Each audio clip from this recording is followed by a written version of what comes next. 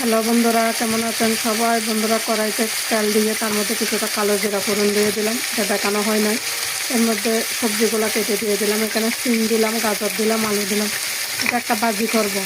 আমি সিমের বিচিগুলো নিয়ে নিলাম, শুধু সিমের কোষাটা দিলাম। আর এদিকে রাইস কুকারও একটা রান্না করব ভাজির মতো, ওই ভর্তার মতো হবে। এটা রাইস কুকারে সরিষার তেল দিয়ে তার মধ্যে কালো জিরা ফোড়ন দিয়ে দিলাম, তার মধ্যে মিষ্টি কুমড়া এভাবে পাতলা পাতলা করে কেটে রাখা, এগুলো দিয়ে দিই। আমি এদিকে পরিমাণ মতো লবণ হলুদ দিয়ে দিলাম। এখন এটা নাড়াচাড়া করে ঢাকনা দিয়ে বসাই দিব।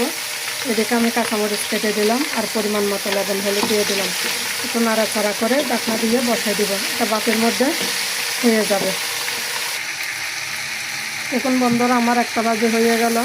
এটা করতে বেশি সময় লাগে না, এটা রুটি দিয়ে বা পরোটা দিয়ে বা গরম ভাত দিয়ে খেতে খুবই ভালো লাগে। আমার ভালো লাগে এভাবে খেতে, আমি এর বেশি বেশি ভাজবো না। দেখুন বন্ধুরা, রাইস কুকারের মধ্যে আমার এই রান্নাটা হয়ে গেল। আমি তাও আর একটুখানি রাখবো, আর একটুখানি সিদ্ধ করব, কিন্তু এটা বেশি আর সিদ্ধও করব না। ভিডিওটা কেমন লাগলো কমেন্ট করে জানাবেন। নমস্কার বন্ধুরা।